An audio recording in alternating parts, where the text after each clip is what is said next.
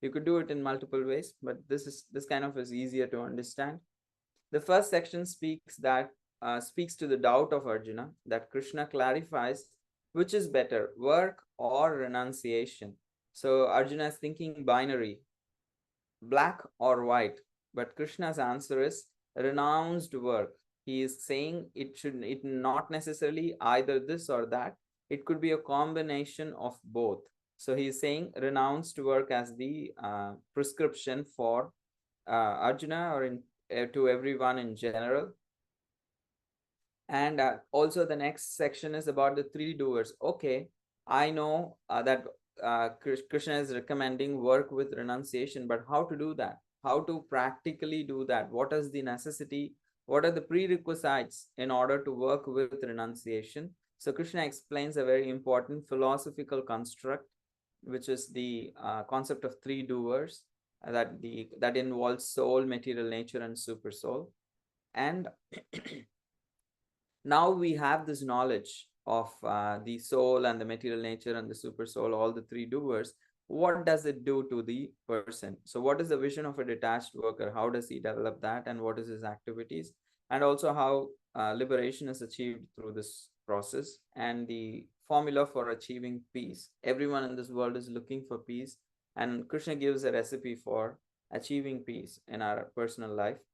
So work in the world, that's what Krishna is saying to Arjuna, that you don't need to renounce everything. You can work in this world, you can just live in this world and work in this world and be part of the world and contribute to the world.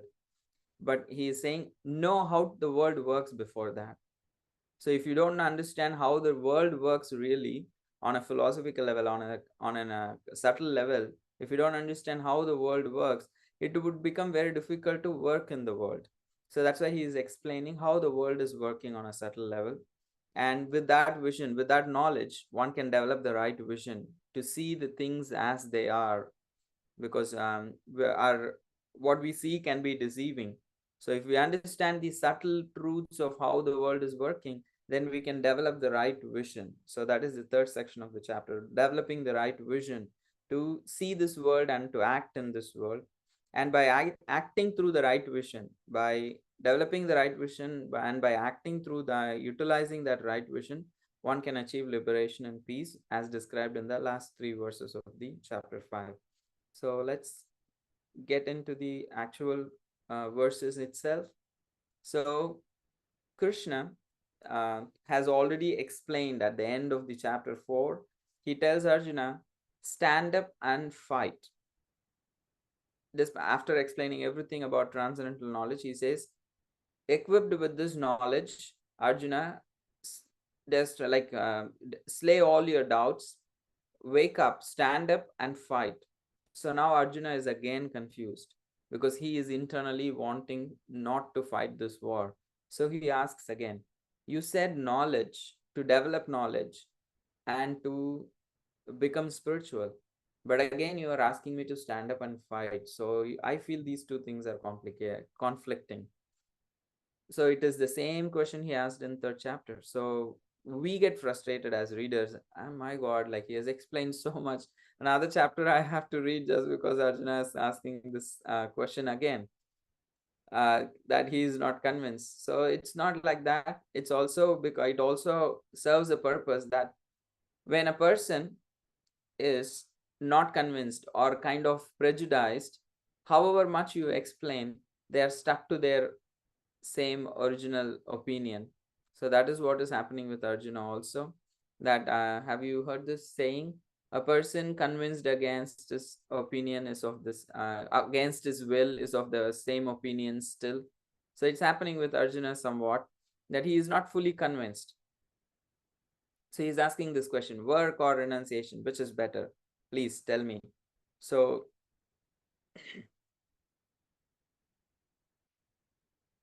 and the natural question is, why is Arjuna still confused? What is his problem? He already asked this question in third chapter, and I heard a whole philosophy in third chapter, fourth chapter. So why he is making Krishna repeat the same answer? It would have been one less chapter in the Bhagavad Gita if he didn't ask this question. So there is a reason for this. His confusion is very real because for him, in his worldview, there are two things. It is either work or renunciation. He is thinking in these two binary ways, that it's one way, I work in this world, I'm engaged with this world, or I give up this world. I don't have anything to do with this world. I give up everything behind and go to forest and meditate. So this is the two ways that he has preconceived in his head. So these preconceived notions of Arjuna, these prejudices, these preconceived notions causes Arjuna trouble in understanding what Krishna is trying to explain, because it's a new paradigm for Arjuna. So that is why he is confused. It is said, like, once a teacher, he is a violin teacher. A student came to him to learn violin. And when he was there asking the teacher about the details, then other student also walked in. So he asked both the students, do you know violin already? So the first guy said, yes, I already know violin. So he told him, can you play and show some violin? So he played. And he said, your fees will be $500 per month. And he asked the other guy, do you know actually violin? He said, I don't know anything about violin. He said, okay, I will charge you $250 per month. So the first boy was confused. I already know violin, and I showed you how that I know to play, and I displayed my skills. But still, you're asking me twice the charges as the first other guy who doesn't know anything about violin. He said, you know violin, but the problem is you have learned it wrongly. So now I have to help you unlearn what you know already, and then I have to teach you again. So you will be very hard to convince when I start teaching my techniques. But this guy is like an empty slate. He does not know anything. So he will naturally easily absorb whatever I say. So the reason is we have preconceived notions about how to live our lives, what is good for us, what is enjoyable. And because of these preconceived notions, we won't be able to uh, absorb the truth when it is explained to us. The same thing is happening to Arjuna, that because he is having a lot of preconceived notions, he is unable to actually accept or fully grasp what Krishna is explaining him. So usually I don't take up the Sanskrit verses, but let's look at the Sanskrit verses for these two sections, because it's very helpful to understand what is going on. So here this verse says, Yoga Sanyasta Karmanam. This is the verse from chapter 4, last but second verse. Yoga Sanyasta Karmanam, Jnana Sanchinna Samshayam, Atmavantam na Karmani, Nibadnanti Dhananjaya. So here, if you see the word in the first line, it says Sanyasta Karmanam. If you know little Sanskrit, Sanyas means giving up things, and karma means work. When Krishna says Sanyasta Karmanam, but giving up work, that is a one meaning you can understand. Sanyasta Karmanam, Yoga Sanyasta Karmanam means giving up work and taking up to yoga. That is why Arjuna is thinking, in the first line you said Yoga Sanyasta Karmanam, that you give up work. But in the next verse, if you see, immediately he says, Atishta Uttishta Bharatan, Tasmad Agyana Sambhutam, Hritsam Gyanasinatmanaha, Chitvainam Samshayam Yogam, Atishta Uttishta Bharata. First verse he said, give up work according to Arjuna. And the second verse he is saying, pick up the sword of knowledge, slash the doubts. And then he says, Atishta Uttishta, means wake up or stand up and fight. So Arjuna is confused. First you said, Sanyasta Karmanam, give up work. But now you're saying stand up and fight. So what should I do? What is the exact understanding? And what are you exactly asking me to do? Tell me very clearly what is good for me. That's why Arjuna is asking the same question, repeated question again in chapter 5. So the understanding is the word Sanyasta Karmanam can mean give up work or renounce to work. The same word has another meaning. Yoga Sanyasta Karmanam can mean that giving up work altogether, according to Arjuna, or according to Krishna, it can mean renounced work. Work engaged in a renounced temperament as yoga. So that is why Jnana Yoga Sanyasta Karmanam can mean renounced work. And that is why Krishna is saying, pick up the sword of knowledge and slash these doubts that is coming in his head. Should I fight or not fight, or what is good for me? All these unnecessary doubts, he can slash it with the weapon of knowledge. So that is why he is saying sword of knowledge. And he also says about then waking up and getting up and standing up and fight. So when you are internally clear, last week we saw how internal clarity leads to external peace and clarity of action. So he's saying internally destroy your doubts and become very clear what you want to do in life, what is the purpose of your life, and how to actually achieve it. So if you are very convinced internally, you have no confusion, then you can act easily. And we all see that in life. Sometimes we keep thinking for so many days, should I do this? Should I not do this? Will it be good? Will it be bad? Actually, the actual task actually takes lesser time, but we spend so much more time just in pondering whether to do it or not do it. Sometimes it's just like paralysis by analysis, too much confusion in the head.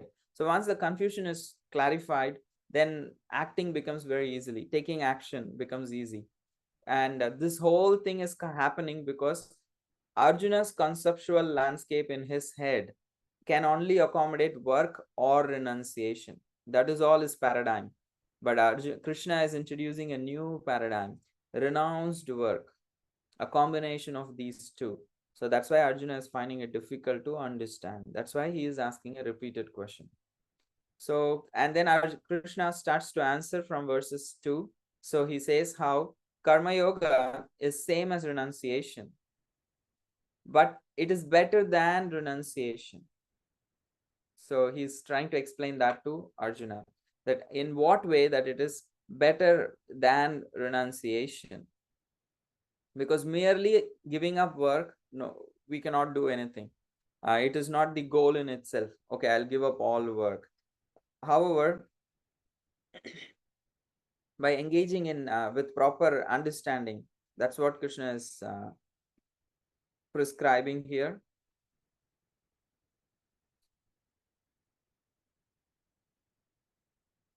Just a minute.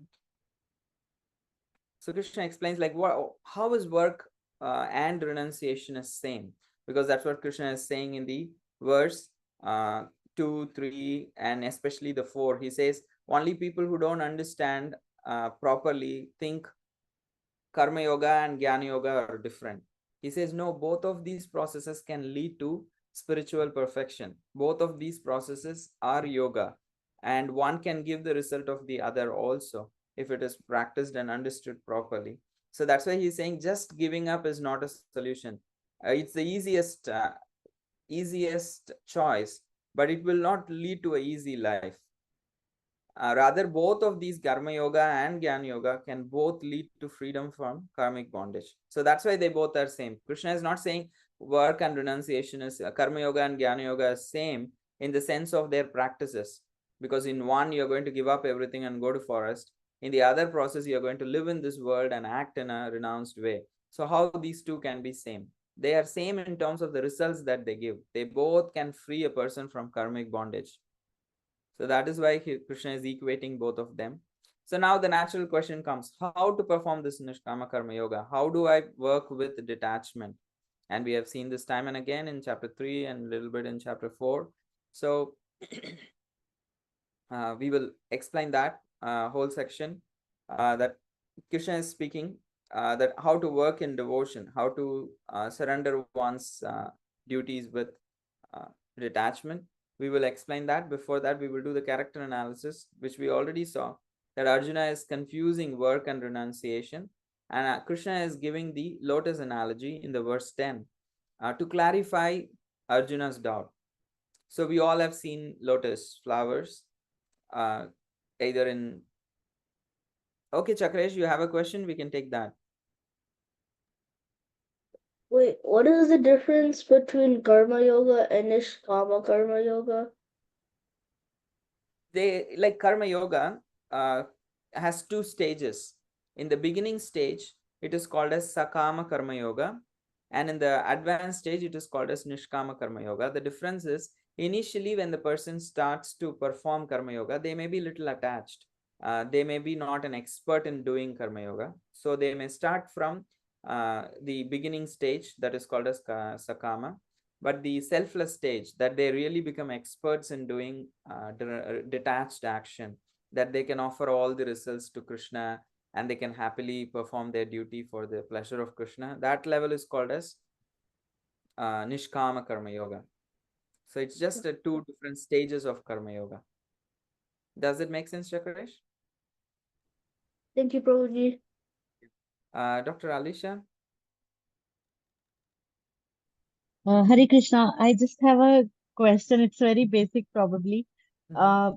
Uh, does like we work normally we work in our regular life, right?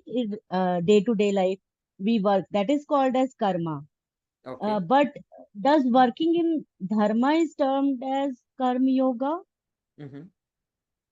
Okay, so I'm asking, like, you're asking what is the difference between karma and karma yoga? yes.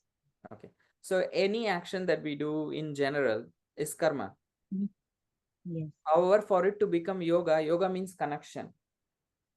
Mm. When our work is connected with the spiritual purpose of our life, Mm. when our work is when whatever work we may be bathing, we may be like going out to job, all of these things, when the whole central purpose of life, it is when it is all connected to a very central purpose, and if that central purpose is realizing God, then it becomes yoga, our life becomes yoga. Oh, yes.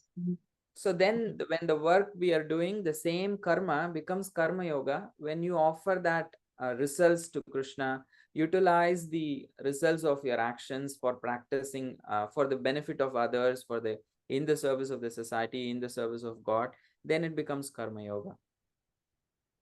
But as Arjuna is confused here, he says that this is not my dharma to kill Kill, my because it is gurus not and a very pleasant thing to do. So let me just go to yes, forest and so he's trying to run away from his duty just because he is yes, not liking to do it yes.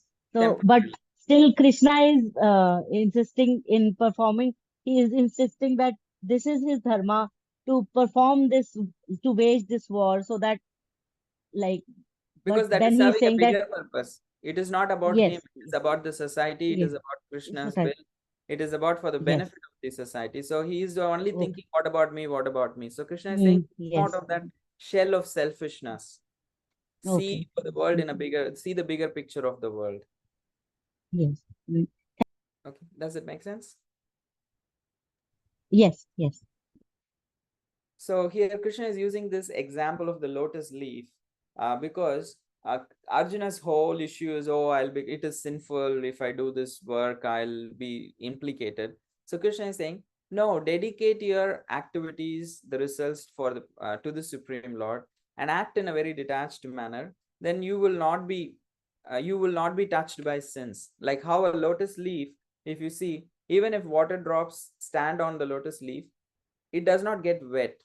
The next moment the water droplet goes away. If you touch the lotus leaf, it is always dry. The lotus leaf never gets wet even though it's in water, it always is dry.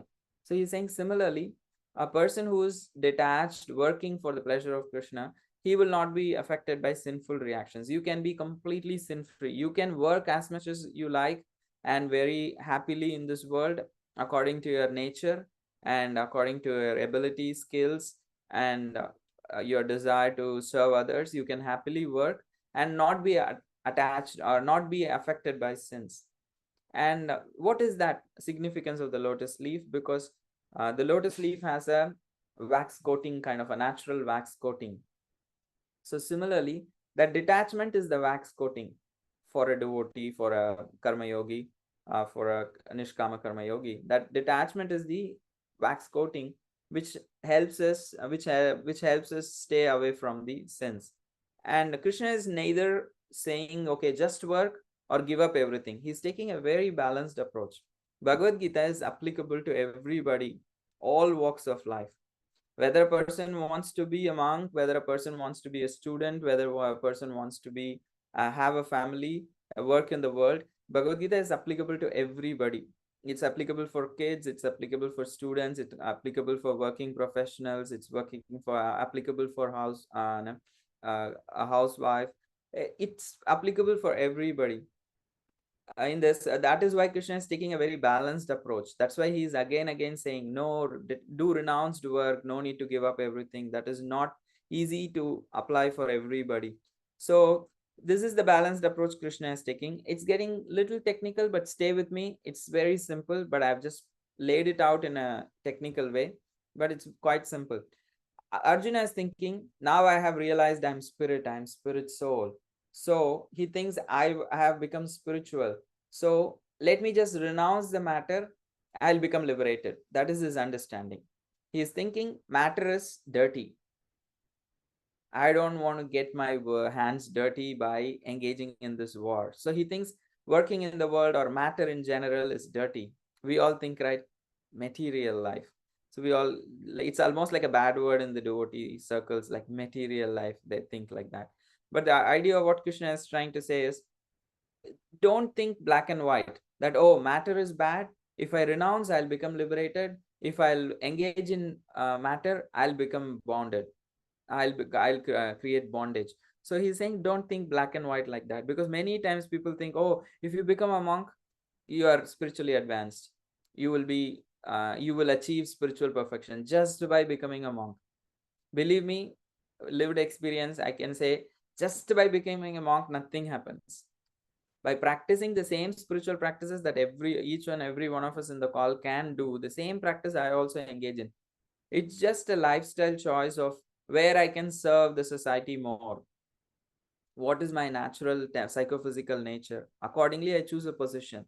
So renunciation or engaging in the world is not the matter of, oh, one is a higher choice, one is a spiritually elevated choice, and other one is not. That is not true. So that's why Krishna is saying, don't have this black and white understanding of life, that matter is bad. By renouncing, you will become liberated, and by engaging, you will create bondage. No. Krishna is saying, whether you renounce matter or engage with matter, when you do it with detachment, when you do it with detachment, that's when things change. But when you either engage or renounce matter without detachment, when there is no detachment, then it leads to bondage. But both engagement and renunciation of matter, when it is done with detachment, can lead to liberation. So he is saying the crucial thing is detachment. Whether having detachment or not having detachment decides the result. It's not either renunciation or engagement. So detachment is, that's why this chapter I translated as art of detached work. That is the most crucial thing. That is the deciding factor.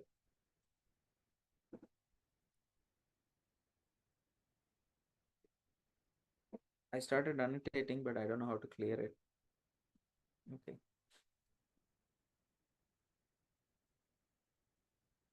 Oh, I really need to clear this.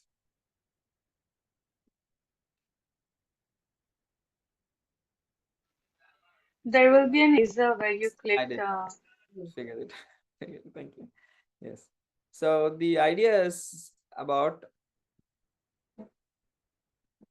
that is why Krishna is saying that how without detachment, renunciation is very painful. So just giving up, it's a very negative process. It's very painful if you don't have detachment. But with detachment, actually life becomes joyful.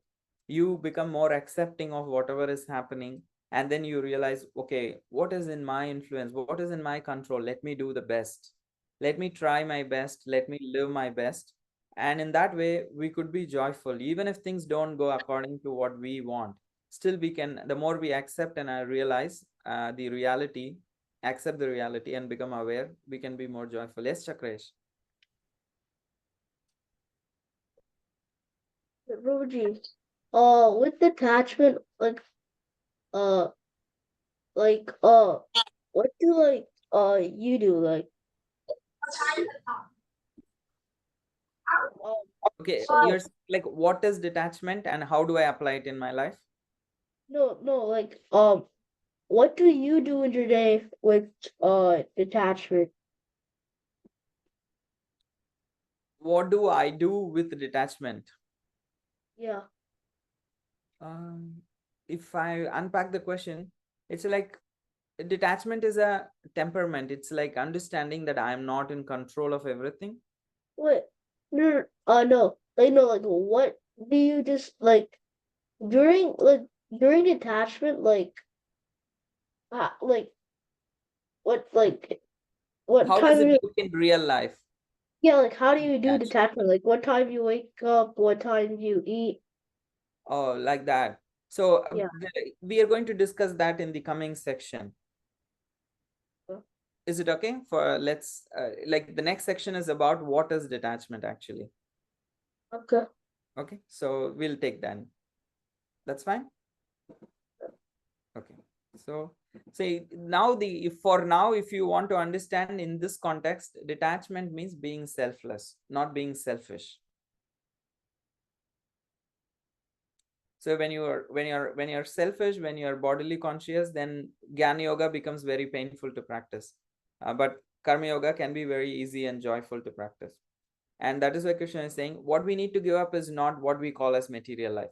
We don't need to give up everything. But what we need to give up is the conception, the materialistic conception that we have in our head. That's what we need to give up.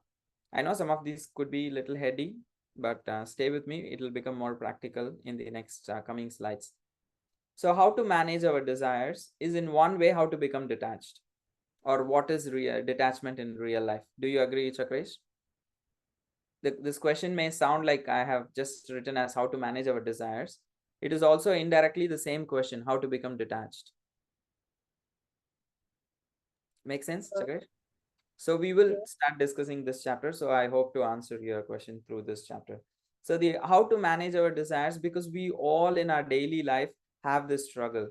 We know what's the right thing to do, but sometimes we cannot do it. And we know what are not the right things to do, but still we end up doing it. Or sometimes it's just simple temptations, like harmless, uh, silly temptations. Like I have to do, I have an immediate task to attend, but a notification pops up in my phone, and then I open it, and then it takes away my half an hour. I don't realize, like one thing leads to another thing leads to the third thing. Then eventually I realize, oh my god, 30 minutes I wasted already, but I'm running out of time for this actual serious task.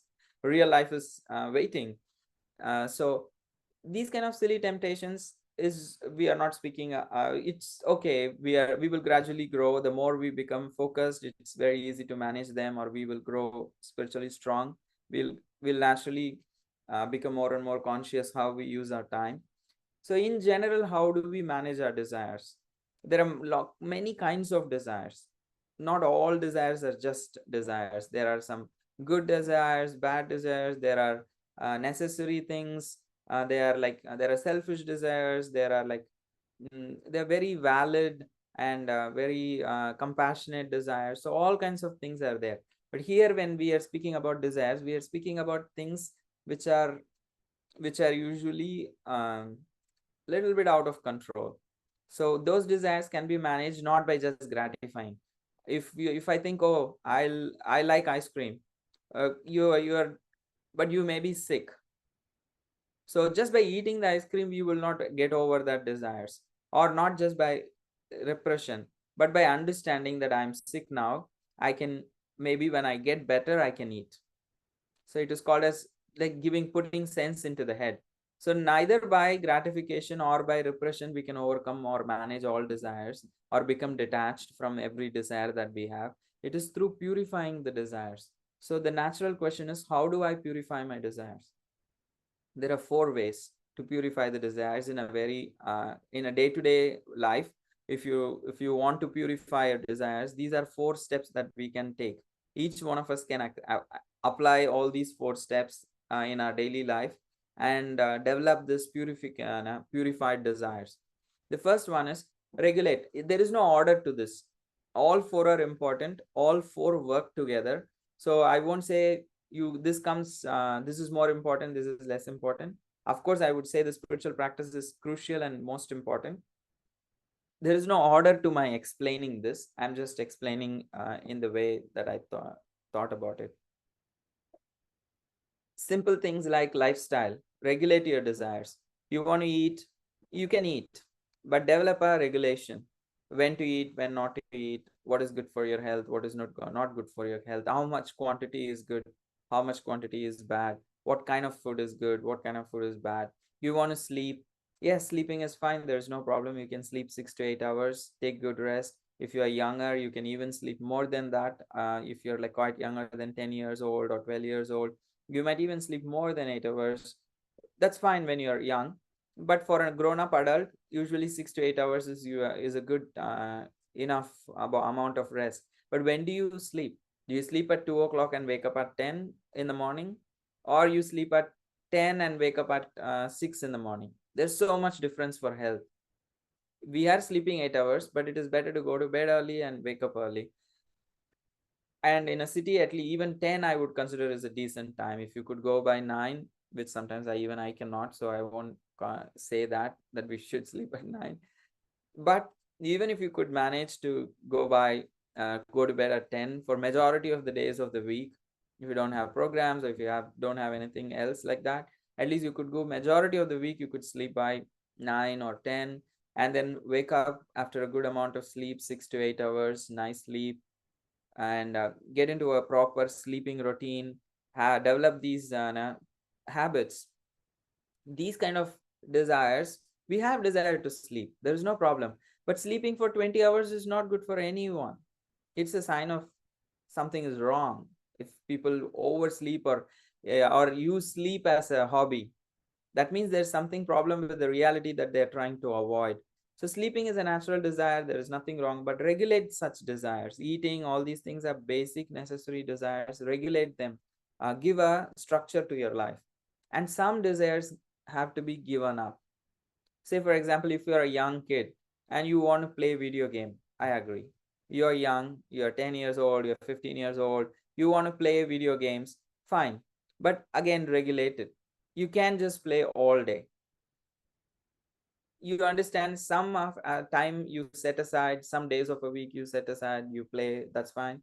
But it cannot be the only thing you do in life. When it comes to a grown-up adult, somebody has become like a 30 years old and still they are so addicted to video games that they are not even doing a job. I know people who don't take up a job because they're so addicted to video games, even after becoming a 30-year-old. The parents are complaining, this boy is just playing games all day, he's not like going to his college, or he's not going to his job. He has become dysfunctional in life because of misplaced desires. So at a certain stage of life, some desires have to be given up, and not just regulate. Some of those desires just have to be given up. There is no other way, because there are kids here, so I may not give all the graphic examples, but there are people in the city. You just go around, you see people are like now having problems with addictions and so many things. Those kind of desires have to be given up, have to be gradually like take help and reformed.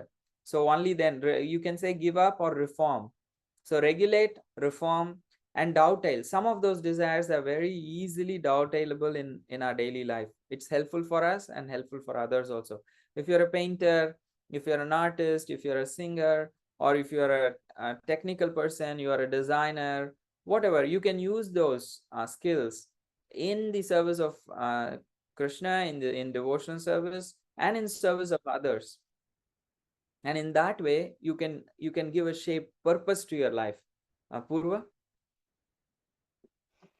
Yes, I had a question about what you said, giving up desires which are of no use and which cause harm to ourselves and to others. So, especially with family members or with friends, even, we see that if they have such desires and we try to tell them, they often tell us, it's my body, it's my choice, it's my life, I'll do what I want. So, how do we try to explain to them that uh, if they're causing harm to their body, but they're also causing harm to others? So, how do we counter? What answer do we give to them when they say, it's my body, it's my choice, it's my life? I totally agree. If the other person is not willing to listen, it becomes complicated. The whole idea is like, it depends. Say for example, you have a brother, like say for example, like if the brother is smoking and you just don't like it, so you can set boundaries. You can say, okay, first of all, what is the kind of relationship you have? Because if that person is, we already have like a kind of a cat and a mouse kind of a relationship, it's surely not going to go well if I try to like kind of advise.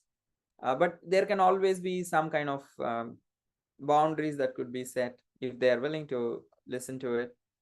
That okay, you don't smoke indoors or something like that. At the same time, if we have a good relationship, we tend, like, just because somebody has the desires does not mean they don't deserve affection, or we cannot have a good relationship with them. If the relationship is good, if there is a buffer of investment in that relationship, and if they understand we are their well wishers, today or tomorrow they will come back, they will kind of start listening to us. If we become egoistic, if we become confrontational, sometimes it does not work. But when it is done with care and maturity, the other person will realize everybody has intuition in their heart. Paramatma is in everyone's heart. So there is a natural intuition. People may be egoistic, but eventually they will realize, oh, this person is telling for my good. So how do we get it across, and what kind of relationship we already have? All these things are very important in trying to get someone realize what they're doing is not good for them, and not good for us also. Make sense? Yes, thank you. So some of these desires needs to be regulated, some of these desires to be either given up or reformed. And the third type of desire that we discussed is dovetailing the desires. If we have certain skills, if you have certain desires, if you are an artist, so then you can apply it very nicely in the devotional service. If you are a technical person, if you are in a certain profession like caring profession, you could see what services you could do. And in that way you can dovetail some of your desires in your profession and your personal life, and create purpose for you, and also develop a community and be of service to others. And the last very important, most foundational kind is of how to purify the desires. There are 4 strategies. The first strategy is regulate it, second strategy is reform it, third strategy is dovetail some of the desires that could be dovetailed in the service of Krishna. Fourth is the most important category, if I have to say, that have a personal spiritual practice. Without that, these things will in themselves will not be able to purify our desires. It's very difficult. So if I have to say, out of the 4, the foundational thing is, if you have to start somewhere, start here. Start with a personal spiritual practice.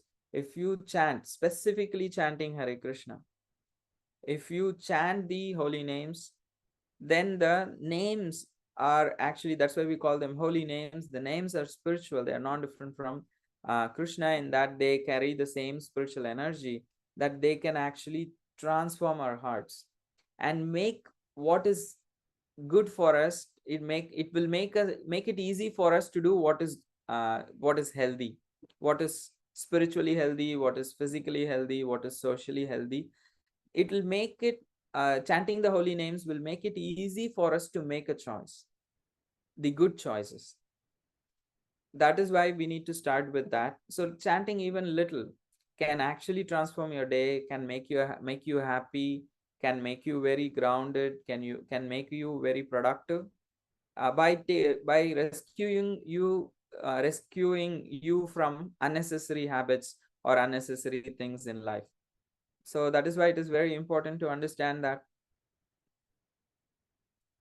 it is very necessary, or the most foundational thing is to have some spiritual practice, specifically chant some, and read books like Bhagavad Gita, hearing about Geeta and hearing about Bhagavatam. These things, when they are also accompanied by deity worship and going to holy places, temples, and especially associating with other people who are also interested in spiritual practices. So these things help us a lot in actually getting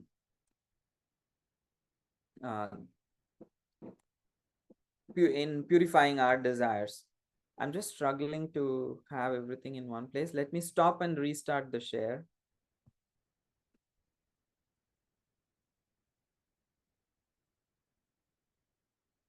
So these are the 4 strategies that one can apply in their daily lives in order to purify our desires. Regulate those desires, like general eating, sleeping, these kind of desires. Have a proper lifestyle, regulate them. Certain desires have to be given up, have to be reformed, and certain desires you can dovetail in service of Krishna and others in your life. And apart from all of these things, have a dedicated time every day. Whatever, it could be a very little time or more, but every day do something dedicatedly a spiritual sadhana, especially chanting Hare Krishna, reading books like Bhagavad Gita, accompanied by other processes, and specifically associating with like-minded individuals. These things can surely help us purify our desires. There is no doubt about it.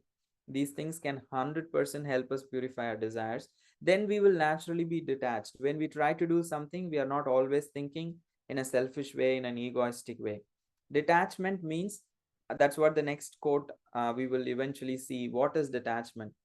Let me show the quote first so I can answer exactly the question of Chakresh. Here in this slide, assume renunciation is equal to detachment.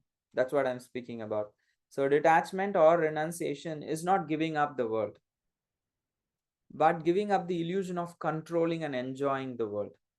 That everything here is for my enjoyment and everything has to go according to my desires. I want to control everything in my life, and whatever results come is for my enjoyment. So this attitude is what is supposed to be given up. So that is why renunciation or detachment is not about giving up life, giving up the world, but rather engaging it in a selfless mood and giving up the tendency to control and enjoy everything in life. We, whether we like or not, most people of this world are all control freaks, and are all selfish enjoyers. That's the default mode. We all like to control everything in our life, and when things don't go according to how we want it, we become so anxious. I'm not saying we should not have plan. I'm not saying we should not have a direction and an expectation, but we should make sure that expectation is not making us dysfunctional when it does not go according to our expectation. It's very human to have expectation and goals, but don't become too fixated on that, on them, that we become dysfunctional, bitter, cynical, and frustrated when things don't go according to our ways. And it's a daily lived experience. Even if it happens, come back to this truth that if I do the right thing, what is best will happen. If I do the dharma properly, what is best for me, that Krishna will let it happen. Let's have this faith that if I do what is the right thing to be done in a given situation, even if the external situation does not look like very favorable, believe that life will come back and give you what is the best for you. May not be in this situation, but in another situation, it will give you that result. So have that faith that if I put out the right thing in the world, I will receive the right thing. May not be immediately, but eventually what is good for me will happen. And that is the faith that we need to have in Krishna's system, because it's all working under Krishna. World is not independent. World is not, we are not independent completely. The material nature is not independent. Everything is working under the control of Krishna. So that is what is real detachment means, to understand that I am not the only controller. There is multiple levels of controllership, and I'm only one of the controllers. And there is another controller called the material nature, and a superior controller called as the God or divine or Krishna. So there are multiple levels of controls. So let me do my best and be and hope for the best to happen. And if we are all doing the right things, then please have the faith, or it is guaranteed by Krishna that if you do the right thing, the best will happen. The best for you, according to Krishna's estimate, will happen according to Krishna's time frame. So that's where we need to have some patience. So let's reiterate the lessons from this section. It's already 9:50. I wanted to cover another section, but it's so technical. Let's take it next week then. So detachment prevents entanglement. Detachment prevents bondage. Detachment prevents us from affected by sinful reactions. Detachment helps us become joyful. Even when things are not going according to our way in life, we could sit back and see the drama of life and have that smile. Okay, it's not happening according to my way, but let me have the faith, and eventually you will come to see the silver lining. It's my lived experience, and I'm pretty sure some of you or most of you have this experience in life. We are very frustrated when we are going through a difficult situation. We don't understand why this shit is happening with me in life. Why am I going through this? However, eventually, when we cross that situation, we realize, yeah, whatever what that happened, that was not easy. That was not the at that time it was not easy to handle. But I can today say that whatever happened was for my own good.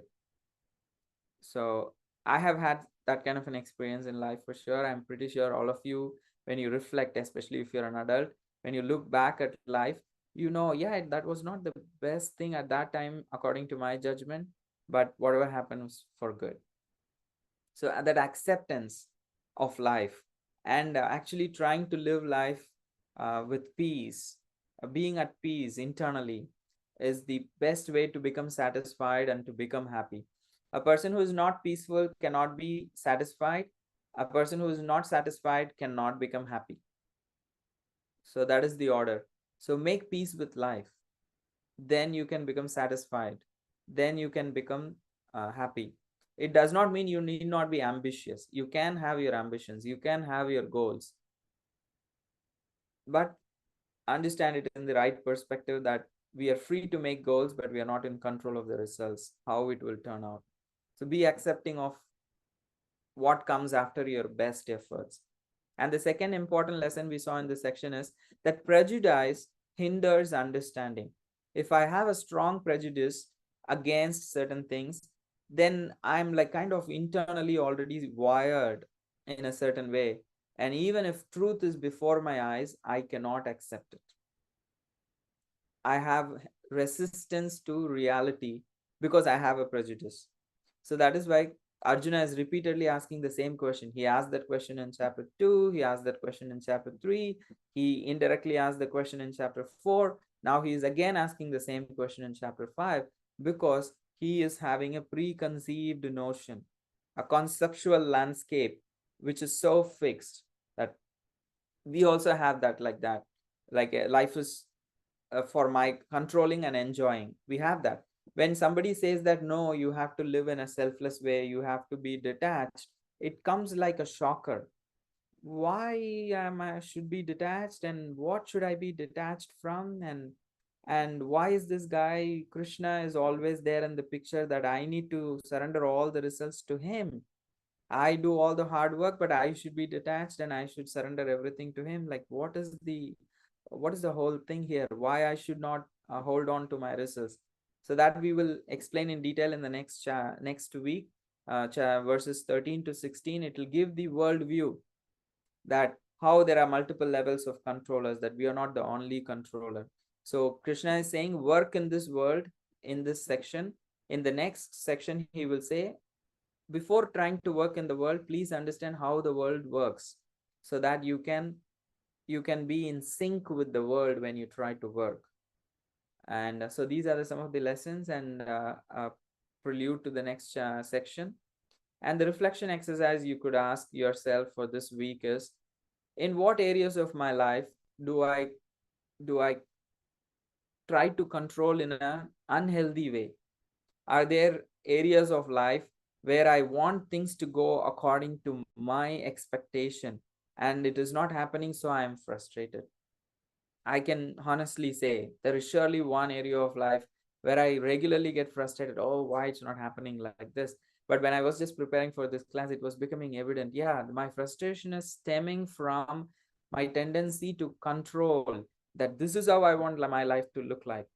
And when it is not going according to that, then I feel very frustrated. So think for yourself in your daily life, which is that area where you think you want to control and expect this is how it should go, and how is it what is it doing to you? Is it making you frustrated, or is it making whatever is happening because of that artificial controllership, and how is it affecting my well-being? So this is a good question, I think, to reflect on for this section.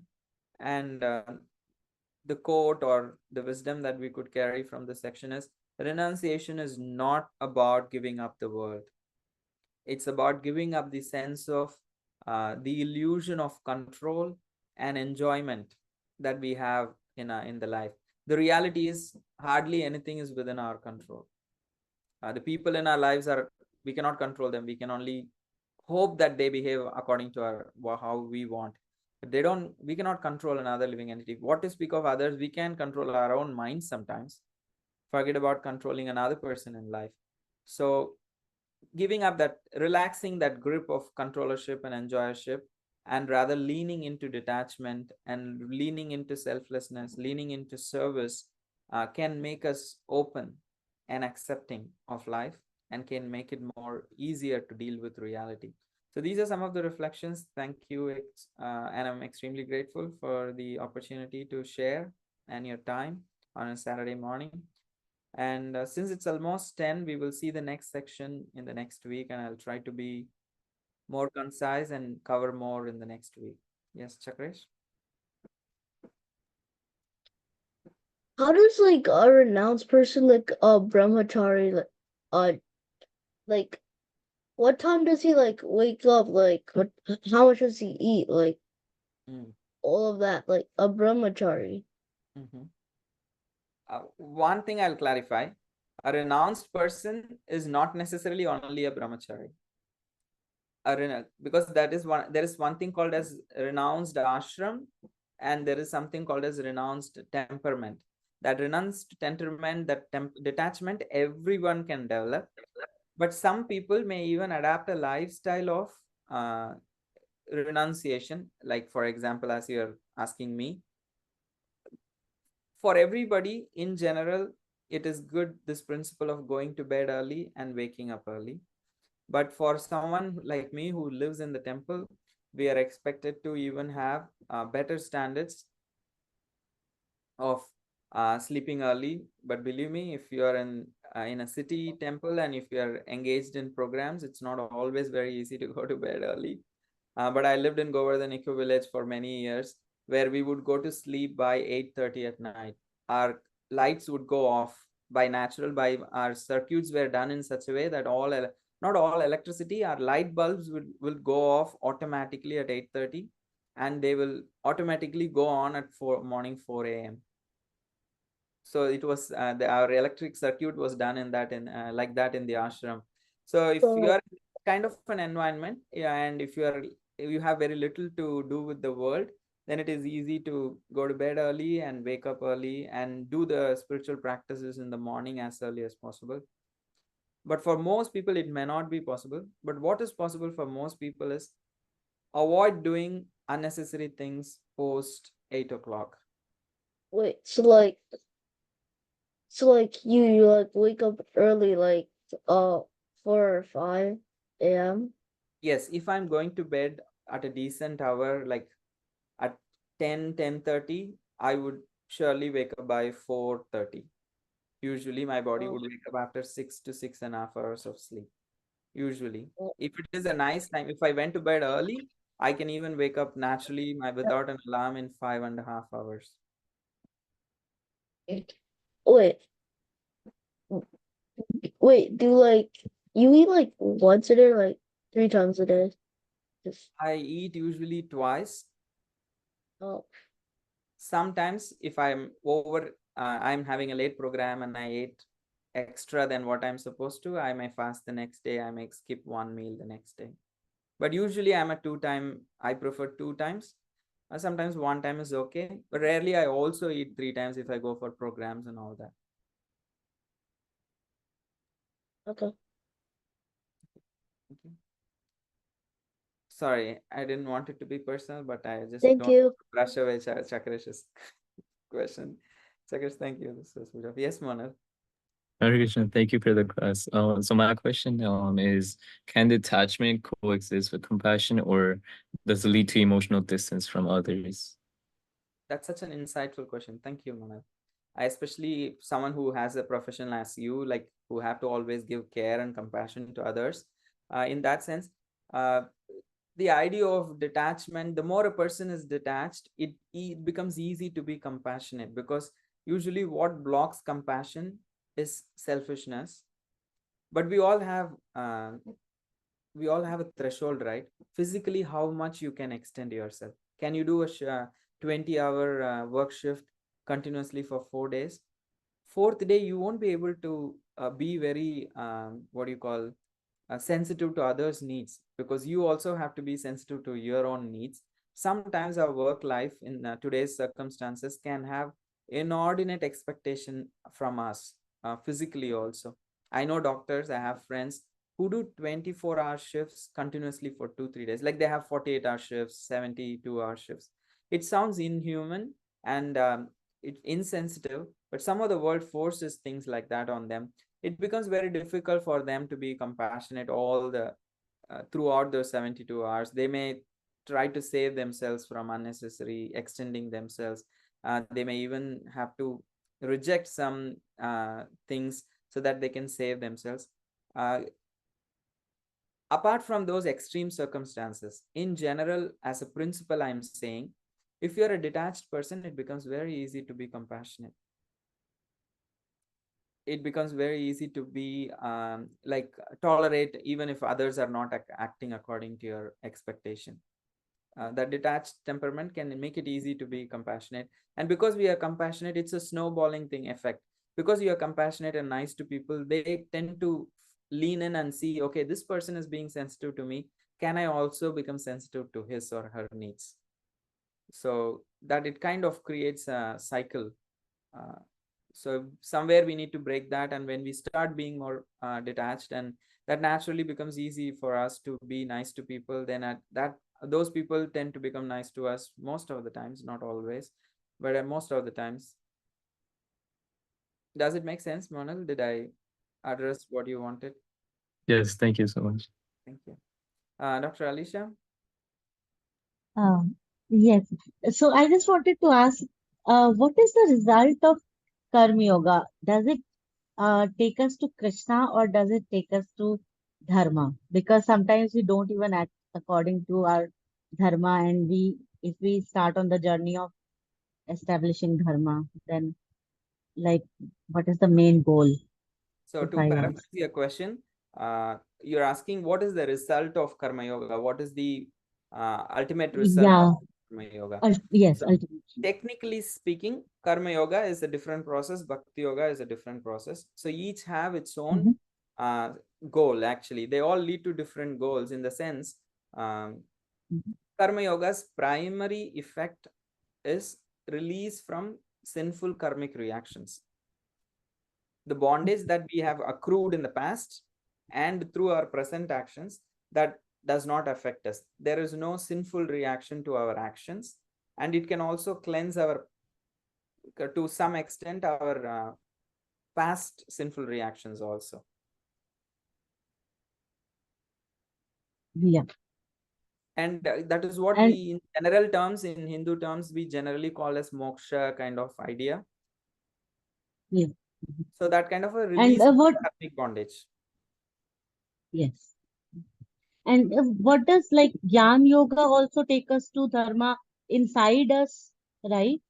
Yeah, the Jnana Yoga process, Like you was, the Jnana Yoga process also leads to cessation of sinful reactions, but the original, the expected goal is Brahman realization.